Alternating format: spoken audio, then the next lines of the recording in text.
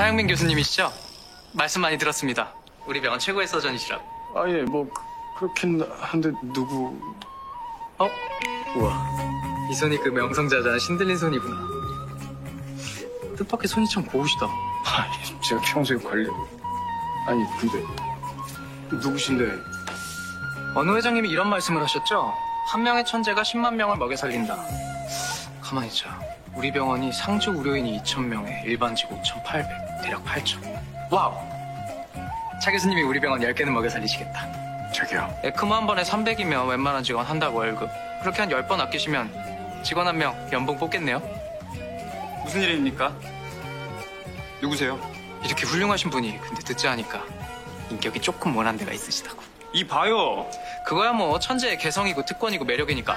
아리스토텔레스가 그랬죠? 약간의 광기도 없는 위대한 천재란 있을 수 없다. 한 천재를 키우는데 온 병원이 필요한 법이죠.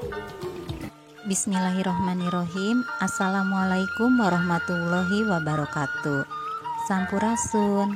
Salam sejahtera kanggo urang sadayana. Kumaha damang peserta didik sadayana. Mudah-mudahan urang sadayana dina kaayaan sehat walafiat. Wilujeng patepang sareng ibu dina pangajaran basa Sunda. Satu acan kana pedaran, peserta didik tadi atos ningali cuplikan video. Dina tayangan tadi aya contoh paguneman dina basa Korea. Kukituna ayeuna ibu bade medar materi ngeunaan paguneman. Satu acan dilajengkeun kana materi, urang pedar heula kompetensi dasar sareng tujuan pembelajaran atanapi indikator capaian. Kompetensi dasar 3.1 memahami dan mengidentifikasi kaidah, bentuk, struktur teks dan aspek kebahasaan paguneman tentang menyapa, memperkenalkan diri, berpamitan, meminta izin, mengucapkan terima kasih, dan meminta maaf. 4.1 menyusun dan mendemonstrasikan teks paguneman tentang menyapa, memperkenalkan diri, berpamitan, meminta izin, mengucapkan terima kasih, dan meminta maaf, serta menanggapinya dengan memperhatikan fungsi sosial, struktur teks, dan unsur kebahasaan yang benar dan sesuai konteks. Sedangkan indikator capaian, setelah mempelajari bagian ini, siswa diharapkan memiliki kemampuan 1. Mengidentifikasi kaidah paguneman 2. Mengidentifikasi bentuk paguneman 3. Mengidentifikasi struktur teks paguneman 4. Mengidentifikasi aspek kebahasaan paguneman 5. Menyusun teks paguneman 6. Mendemonstrasikan teks paguneman dan 7. Menanggapi teks paguneman. Mika wano paguneman. Naon sih nu dimaksud paguneman teh? Paguneman asal kecapna tina gunem nu hartina ngomong silih tempas atawa badami. Paguneman bisa dihartikeun omongan silih tempas atawa patembal-tembal antara dua urang atawa leuwih. Ku ayana paguneman, urang bisa silih tanya, silih tuker informasi, nepikeun pamaksudan, pamadegan, eusining hate, tur sagala rupa nu kaalaman ku indra ti hiji jalma ka jalma liana. Kukituna, paguneman bisa jadi alat komunikasi pikeun ngaraketkeun tali silaturahmi di antara sasama dina kahirupan sapopoena.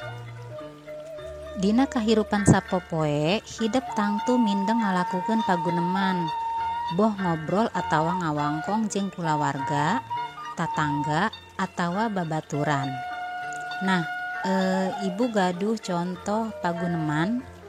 Nu kahiji paguneman sareng sepuh, nu kaduana paguneman ngenalkeun diri. Mangga diregepkeun. Assalamualaikum Ibu, bade angkat ka mana? Waalaikumsalam Anis. Ibu bade mios ka klinik. Oh, saha kitu Bu anu teu damang? Mayang nuju udur, awakna nyebrek panas. Tos sabaraha lami udurna Bu? Nembe wengi panas nama. Mung tadi enjing ditambihan ku batuk. Oh, mohon. Mugi ulah kateterakan atuh udurna mayang teh nya, Bu. Supados tiasa mios di sasarengan ka sakola. Muhun, amin. Rupi tadi di sekolah di pasihan pancen naon ku ibu guru. Mung ngerjakeun soal matematika sareng pengajaran bahasa Sunda mah dipiwarang milari dongeng sasatoan dina internet. Oh, muhun atuh. Nuhun informasina. Ayo atuh, ibu ti payun. Bilih ka bujang hujan manten. Nuhun mangga Ibu, wilujeng. Paguneman ngawanohkeun diri sorangan. Wilujeng enjing sadayana. Wilujeng enjing. Punten kasadayana kumargi nembe tepang nepangkeun simkuring wasta pun Asep. Dupi nami lengkapna saha? Wasta lengkap simkuring pun Asep Nugraha. Dupi kawit di mana? Simkuring kawit di Cianjur. Sate acan ngalih ka dieu, simkuring sakola di SMP Negeri 4 Cianjur. Simkuring ngalih ka dieu, kumargi pun bapak ngalih damelna ka ieu kota. Simkuring putra pangageungna ti 3 sadulur pun adi anu istri nembe kelas 4 SD, sedang anu pangalitna pameget nembe 2 tahun umurna. Naon karesep anjeun?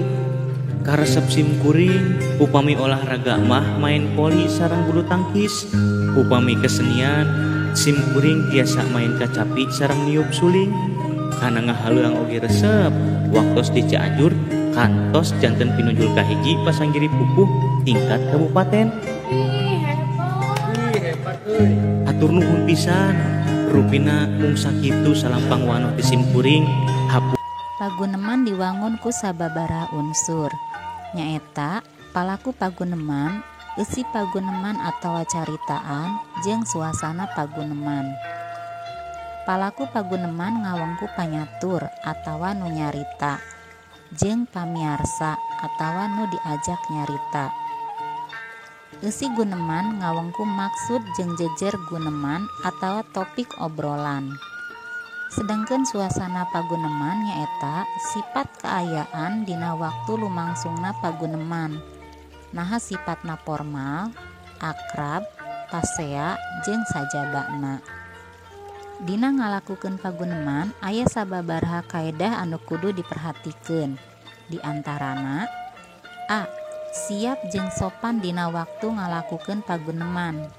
Hartina dina mangsa ngobrol sikep urang kudu merenah jeung daria. Boh dina nyarita atawa dina ngaregepkeun caritaan batur. Kade kaayaan baham kudu bersih. Ulah nyarita bari dahar atawa keur barangganyen. B. Nyarita kudu bentes, antare, jelas intonasina, jeung sorana wajar henteu ngagernyem atawa cowong jojorowokan. Sangkan dipikaharti naon-naon anu ditepikeun ku urang. C. Eusi guneman nyambung henteu mengpar tina jejer obrolan. D. Ngagunakeun lentong anu merenah sarta pasemon anu marahmai. E. Henteu motong atawa nempas omongan batur. F. Basa anu digunakeun mantes, merenah, luyu jeung nu diajak nyarita. Basa nu digunakeun dina eusi paguneman gumantung kana saha nu diajak nyarita jeung kumaha suasana nyaritana. Upamana ngobrol jeung sepuh atawa jeung nu leuwih kolot umurna ti urang. Basa nu digunakeun nyaeta basa lemes. Kitu deui upama urang ngobrol dina suasana resmi.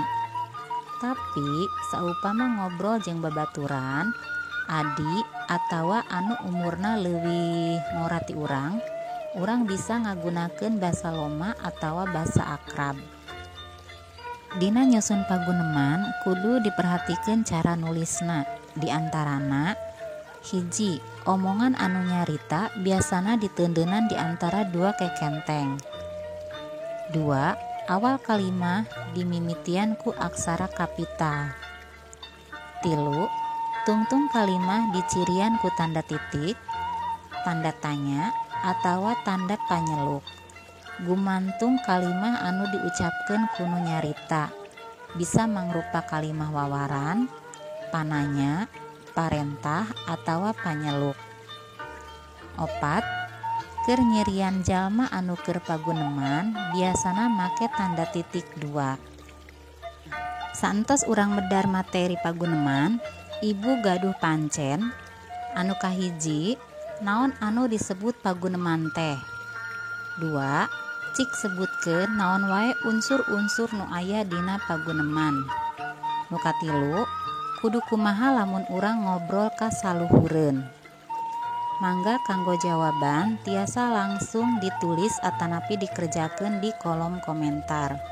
Wilujeng ngerjakeun.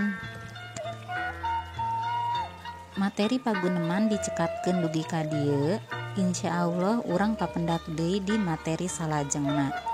Hatur nuhun kana perhatosanana. Wabillahi taufiq walhidayah. Wassalamualaikum warahmatullahi wabarakatuh.